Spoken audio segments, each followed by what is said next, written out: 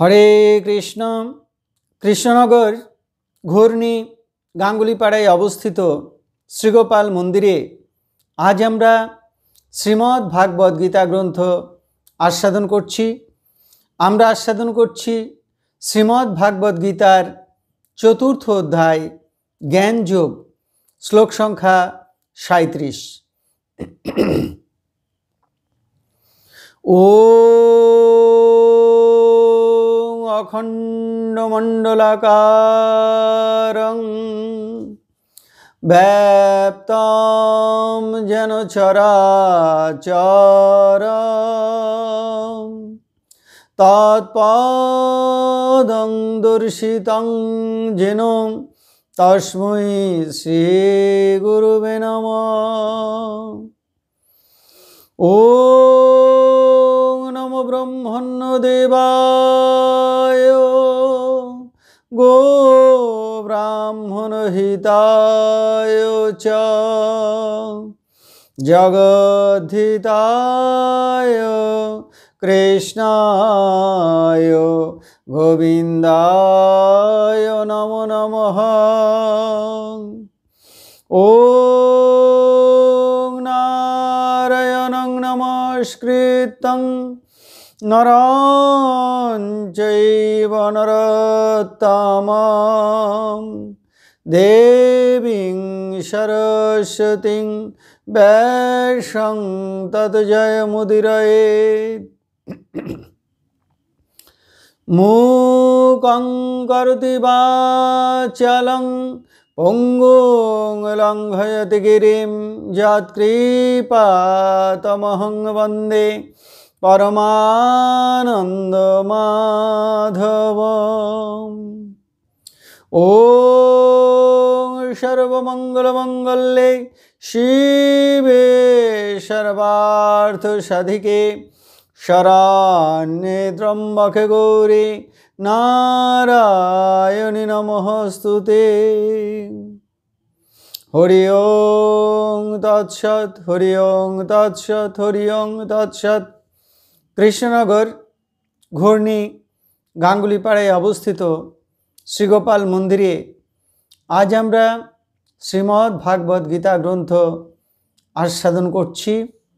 আমরা আস্বাদন করছি শ্রীমদ্ ভাগবত গীতার চতুর্থ অধ্যায় জ্ঞানযোগ, শ্লোক সংখ্যা 37। যথা এধাংসি সমিদ্ধ অগ্নি ভস্মসাৎ কুরুতে অর্জুন জ্ঞানাগ্নি সর্বকর্মাণি ভস্মসাৎ কুরুতে তথা।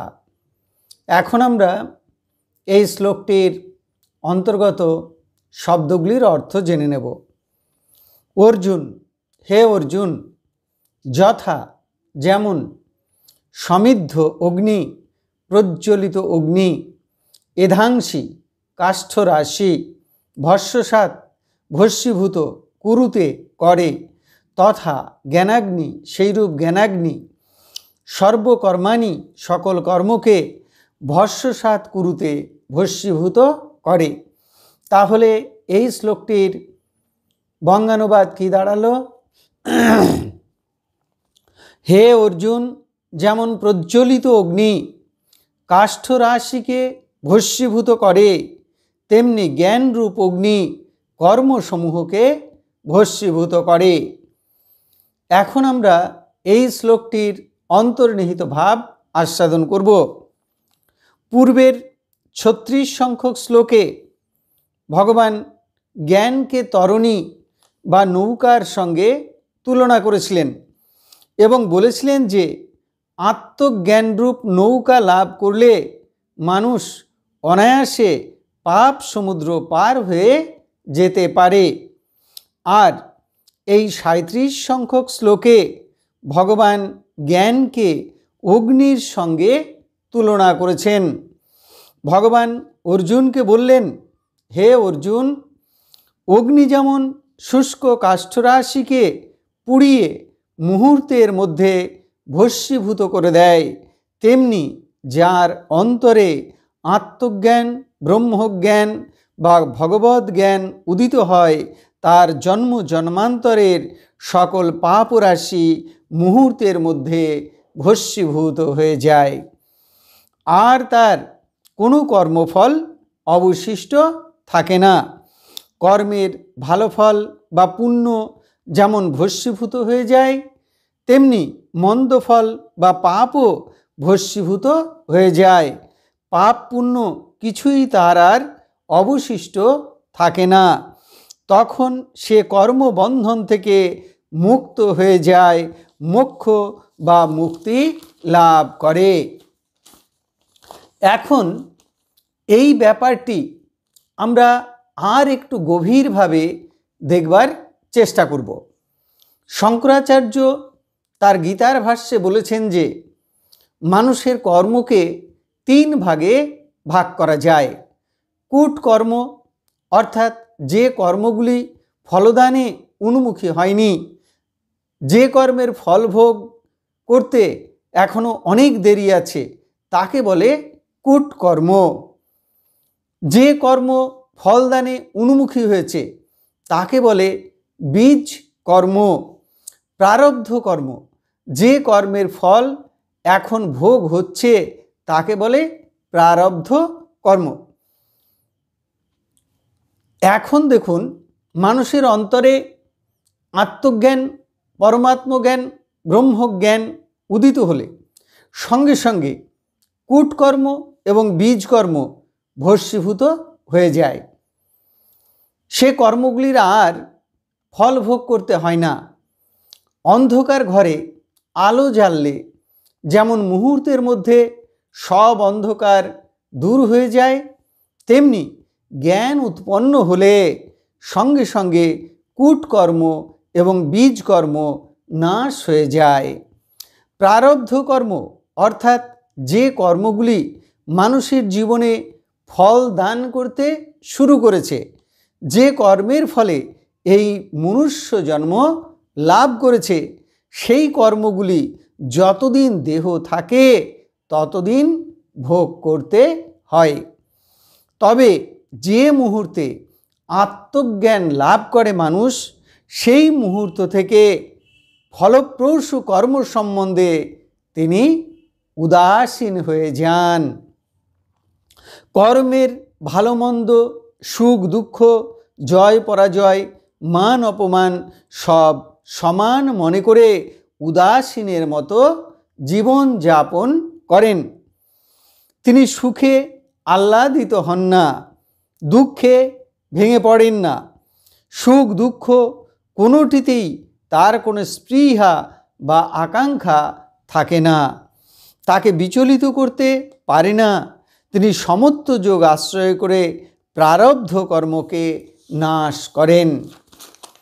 যে মুহূর্তে মানুষ আত্মজ্ঞান লাভ করে, সেই মুহূর্তে মানুষ এই সত্যটি অনুভব করে যে আত্মা কোনো কর্ম করেন না। আত্মা নিষ্ক্রিয় সাক্ষী স্বরূপ। সমস্ত ভালো মন্দ কর্মগুলি করে 3টি গুণ, সত্য, রজ এবং তমগুণ। তখন মানুষ বুঝতে পারে যে আমি কর্মের কর্তা নই, আমি উপলক্ষ মাত্র। সমস্ত কর্ম ভগবানের, কর্মগুলি করছেন ভগবান, ফলও তার। তখন মানুষ নিষ্কামভাবে ভগবানের প্রীতির জন্য কর্ম করে, অথবা সকল কিছুই ব্রহ্ম, এই বুদ্ধিতে ব্রহ্মযজ্ঞ সম্পাদন করেন। তাই কোনো কর্মের ফল আর তাকে স্পর্শ করতে পারে না, তার সকল কর্মই অকর্মে পরিণত হয়। এইভাবে আত্মজ্ঞান লাভের ফলে মানুষের কূটকর্ম, বীজকর্ম, প্রারব্ধ কর্ম এবং বর্তমান এবং ভবিষ্যতে অনুষ্ঠিত সমস্ত কর্মের ফল জ্ঞানাগ্নি দ্বারা ভস্মীভূত হয়ে যায়। তাই ভগবান শ্রীকৃষ্ণ এই শ্লোকে বলেছেন যে যথা এধাংসি সমিদ্ধ অগ্নি ভস্মসাৎ কুরুতে অর্জুন, জ্ঞানাগ্নি সর্বকর্মাণি ভস্মসাৎ কুরুতে তথা। অর্থাৎ হে অর্জুন, যেমন প্রজ্বলিত অগ্নি কাষ্ঠ রাশিকে ভস্মীভূত করে, তেমনি জ্ঞানরূপ অগ্নি কর্মসমূহকে ভস্মীভূত করে। তাহলে এতক্ষণ আমরা শ্রীমদ্ ভাগবত গীতার ৪র্থ অধ্যায়ের অর্থাৎ জ্ঞান যোগের ৩৭ সংখ্যক শ্লোকটি আস্বাদন করলাম। এখন আমরা শ্রীমদ্ ভাগবত গীতার মাহাত্ম্য পাঠ করব।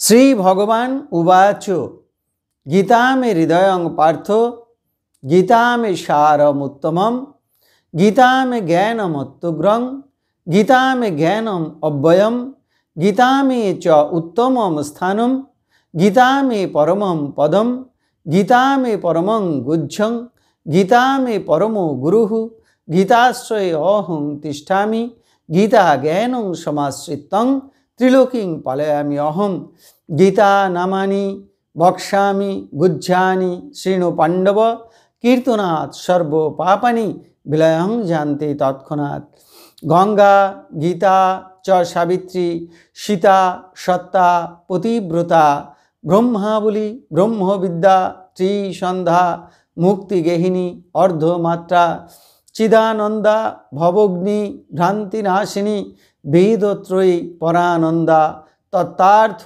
জ্ঞানমঞ্জরি ইতে তানি জপে নিত্যং নরনিশ্চল মানসঃ জ্ঞান সিদ্ধিং লভে নিত্যং তথান্তে পরমম পদম। হরি ওম তৎসৎ। এখন আমরা ভগবান শ্রীকৃষ্ণের চরণে প্রার্থনা জানাব। হে কৃষ্ণ কৃপা সিন্ধু, এই নাও তুমি আমার দেহ, এই নাও তুমি আমার মন, এই নাও তুমি আমার প্রাণ, এই নাও তুমি আমার আত্মা, এই নাও তুমি আমার জীবন যৌবন যথা সর্বস্ব। হে কৃষ্ণ কৃপা সিন্ধু, এই নাও তুমি আমার ভালো, এই নাও তুমি আমার মন্দ, এই নাও তুমি আমার পাপ, এই নাও তুমি আমার পুণ্য, আমার যা কিছু সকল তুমি গ্রহণ করো। হে কৃষ্ণ কৃপা সিন্ধু, তুমি পিতা, তুমি মাতা, তুমি পুত্র, তুমি কন্যা, তুমি স্থাবর জঙ্গম কীট পতঙ্গ লতাপাতা, রূপে রূপে প্রতিরূপে তুমি বিরাজিত, তুমি ব্যতীত এই ত্রিভুবনে আর কিছু নেই। হে কৃষ্ণ কৃপা সিন্ধু, তোমার আতুল চরণে কোটি কোটি নমস্কার। পুনরায় তোমার আতুল চরণে কোটি কোটি নমস্কার। তুমি আমাদের শ্রদ্ধা ভক্তি দাও, ব্রহ্মজ্ঞান দাও, সকলের কল্যাণ করো, মঙ্গল করো। আপনারা সকলে ভালো থাকুন, সুস্থ থাকুন, আনন্দে থাকুন। হরে কৃষ্ণ।